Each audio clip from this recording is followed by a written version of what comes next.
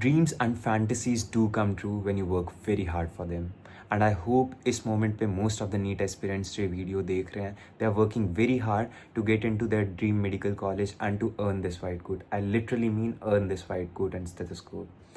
So, hello everyone, this is Lakshya Rana, a first year MBBS student at AIMS Raipur. For all those who are new to this channel, I cleared NEET 2024 with 700 marks out of 720 and also cleared JEE Mains with 98.6 percentile. This is not to flex, ये just एक authenticity sort of create करने के लिए कि आपको ये ना लगे कि we should listen to him.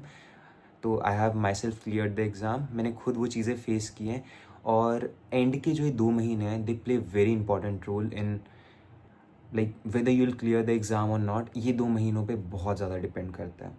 तो let's begin with the video. तो सबसे पहले यार in this video I will be discussing कि मेरा पर्सनल शेड्यूल क्या रहता था इन 2 महीनों में.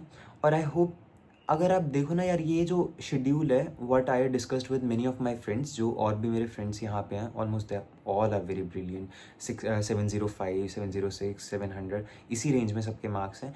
तो जितनों से भी मैंने पूछा सबका ऑलमोस्ट सेम ही सिनारियो था कि वो किस तरीके से करते थे with slight variations in the number of test and other things. तो मेरा शेड्यूल क्या रहता था यार, बाय दिस टाइम ऑलमोस्ट मेरा कोचिंग में सिलेबस कंप्लीट हो चुका था और आई होप आप सबका भी हो चुका होगा. इफ़ इन केस अगर नहीं भी हुआ है तो डोंट वरी, आप जल्दी से फेब या मार्च के फर्स्ट वीक तक उसे कंप्लीट कीजिए.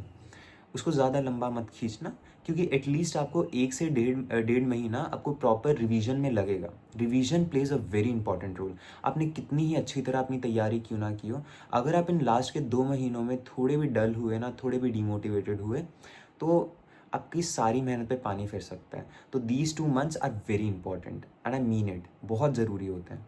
अब मैं अपना शेड्यूल बताता हूँ. तो कोचिंग ख़त्म हो चुकी थी तो मैं सुबह अराउंड 10 बजे उठता था.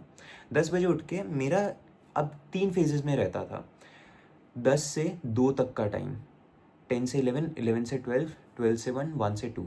These 4 hours were completely dedicated to revising. मैंने क्या किया था, मैंने एक प्लान बनाया था कि मुझे इन लास्ट के 2 मंथ्स में एटलीस्ट 6 टाइम्स कंप्लीट सिलेबस की रिवीजन करनी है.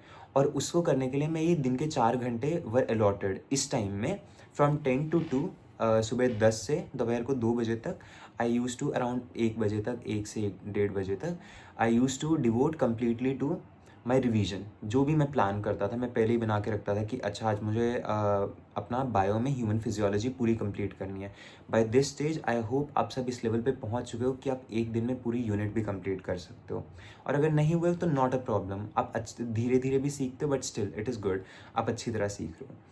तो अब मेरा 10 से 1 वाला स्लॉट तो ये हुआ, 10 से 2 ऑलमोस्ट. फिर 2 से 5 मेरा प्रॉपर मैं टेस्ट देता था. 2 to 5:20 होता था. अब तो 3 आवर्स का ही वापस हो गया तो दैट इज़ फाइन. तो 2 से 5 का मैं टेस्ट देता था. अब टेस्ट सीरीज़ देने के बाद उस पीरियड में यार आपको आदत बनानी होगी. अगर आप अब तक टेस्ट किसी और टाइम स्लॉट में दे रहे थे, now you have to make sure कि आप टेस्ट 2 to 5 ही दो.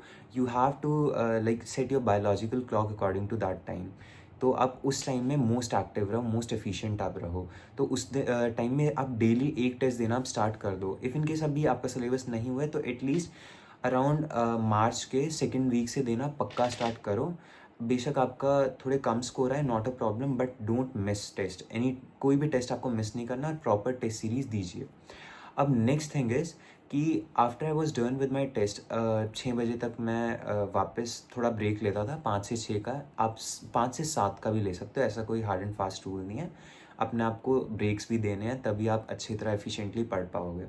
तो उसके बाद मैं क्या करता था, टेस्ट देने के बाद आंसर की से चेक करके अराउंड में 4 आवर्स, मैं सच्ची बता रहा हूँ, मैं 4 घंटे, 3 घंटे का अगर एग्ज़ाम है तो मैं 4 से 5 घंटे उसके एनालिसिस पे लगाता था. अब कुछ बच्चे क्या होंगे 15 मिनट में ही एनालिसिस कर देते हैं. या that is not right. 15 minute में कभी एनालिसिस हो ही नहीं सकता. आपको बहुत अच्छी तरह एनालिसिस करना चाहिए. मेरा क्या था, ऑफिशियली आई एम सेइंग कि मैंने 5 से 6 रिवीजन्स रखी थी, बट अनऑफिशियली मैं कहूँ मैंने कम से कम 50 से 60 बार सारी ही चीज़ें ऑलमोस्ट रिवाइज़ कर ली थी. अब मेरा क्या टेस्ट सीरीज़ का एनालिसिस का अप्रोच रहता था, उसका मैंने एक वीडियो बनाया, आप देख सकते हैं. I will put it here also. Description में भी मैं उसका लिंक डाल दूंगा, यू कैन चेक आउट। उसमें मैंने एकदम डिटेल में बताया कि आपको किस तरीके से अप्रोच करना चाहिए टेस्ट एनालिसिस के टाइम पे, क्योंकि ये जो 2 महीने में आप टेस्ट दोगे, इससे जो आपका आउटपुट होगा दैट विल बी मैक्सिमम, पर वो तभी होगा जब आप एनालिसिस ढंग से करते हो। तो मेक श्योर कि आप एनालिसिस बहुत प्रॉपर करो। एंड आई होप आपने वो वीडियो देख ली होगी, अगर नहीं देखी तो उसे ज़रूर चेक करना। I have covered everything. See for example मैं एक बता देता हूँ। जैसे बायो में suppose I got a question from Hershey Chase experiment. Hershey Chase के एक्सपेरिमेंट से कोई एक पोर्शन से क्वेश्चन उठ के आया, उसमें तो काफ़ी कुछ क्वेश्चंस बन सकते हैं। तो मैं क्या करता था उसके जितने भी पॉसिबल क्वेश्चंस थे, मैं एक टाइप से पूरी थ्योरी ही साइड में उसके लिख देता था क्वेश्चन के। अब मैंने इसके सारे रेफरेंसेस अपनी टेस्ट सीरीज़ वाली वीडियो में दिए हैं, तो आप जल्दी से वो देख सकते हो। That will help you a lot. वो आपका टाइम वेस्ट नहीं है। टेस्ट एनालिसिस वाली वीडियो ज़रूर देखना, that will help you a lot. बहुत हेल्पफुल है वो, उससे आपको काफ़ी बेनिफिट मिलने वाला है। अब नेक्स्ट क्या करता था मैं, जैसे मैंने 6 बजे से अराउंड 6 से 7, 7 से 8, 8 से 9, 9 से 10, ये 10 बजे तक मैं अपना टेस्ट एनालिसिस को देता था। प्रॉपर मैं सारे क्वेश्चंस को, एक एक क्वेश्चंस को डिवाइड करता था, doubtful, silly mistakes, proper mistakes, और मतलब उस टाइप से कि जो सही हुए उनको तो नहीं करना होता इतना डिटेल में, बट मैंने वो बताया सब कुछ वीडियो में, यू कैन चेक आउट। उसके बाद मैं क्या करता था, 10 से अराउंड 10:30 या 11 बजे तक, ठीक है तो छोटा सा ब्रेक ले सकते हो, 10:30 तक ही लेना यार। मैं सच्ची बताऊँ मैं नहीं लेता था, आप ले सकते हो, डिपेंडिंग ऑन योर नीड्स आप ले सकते हो। तो आप जैसे सपोज़ आप 11 बजे बैठे, तो 11 से 12, 12 से 1, 1 से 2, और 2 से 3 अराउंड, ये मेरे पास 4 आवर्स का अगेन एक स्लॉट बचा। अब इन 4 आवर्स में मैं अगेन रिवीजन करता था। इसी तरीके से रिवाइज़ करते करते मेरी जो मैंने बताया कि 50-60 बार भी रिवीजन हो चुकी है, तो वो इसी तरीके से थी कि जैसे मैंने टेस्ट सीरीज़ में हर्शी चेज़ पढ़ा, तो मैंने वो पूरा ऑलमोस्ट जो भी उससे रिलेटेड क्वेश्चन है वो सारे वापस एक बार रिवाइज़ कर लिए। तो मुझे एक इंपॉर्टेंट, जो सबसे इंपॉर्टेंट टॉपिक्स हैं वही टेस्ट सीरीज़ में आते हैं, तो वो मेरे इतनी बार रिवाइज़ हो चुके थे कि मेरी गलती की एकदम कोई स्कोप ही नहीं बचा था। तो आप अगर ये चीज़ें अप्लाई करते हो तो it will help you a lot. तो इस वीडियो में तो मैं आपको बेसिकली यही बताना चाहता था कि आपको किस तरीके से अप्रोच करना चाहिए, आपको क्या शेड्यूल रखना चाहिए अपना, और किस टाइम में आपको टेस्ट सीरीज़ देनी चाहिए। टेस्ट सीरीज़ की जो टाइमिंग्स हैं that should be specific from 2 to 5, क्योंकि आपका नीट का एग्ज़ाम उसी टाइम पे होने वाला है। तो मेक श्योर कि आप उसी टाइम पे अभी टेस्ट दो, so that you are acclimatize to that timing, और आप उस टाइम में मोस्ट एफिशिएंट रहो। एंड आई होप आप जल्दी से वाइट कोट लेके कॉलेज में आओ, और आई विश कि एम्स रायपुर में ही आओ। जो भी एम्स रायपुर में आना चाहते हैं, please put down in the comment section, I shortly reply. और लिखो कि हम ट्राई करेंगे कि हम यहाँ तक पहुँचें। और बाकी तो अगर कुछ भी डाउट्स होते हैं तो आई एम ऑलवेज़ अवेलेबल, आप कमेंट सेक्शन में डालिए, मैं ऑलमोस्ट सभी क्वेश्चंस को आंसर करता हूँ। ऑल्सो काफ़ी बार कुछ चीज़ें ऐसे होते हैं कॉलेज से रिलेटेड जो यूट्यूब पे शेयर नहीं कर सकते, तो I share it on the Instagram. तो डिस्क्रिप्शन में मैंने इंस्टा का भी लिंक डाला है, you can check out my Instagram account.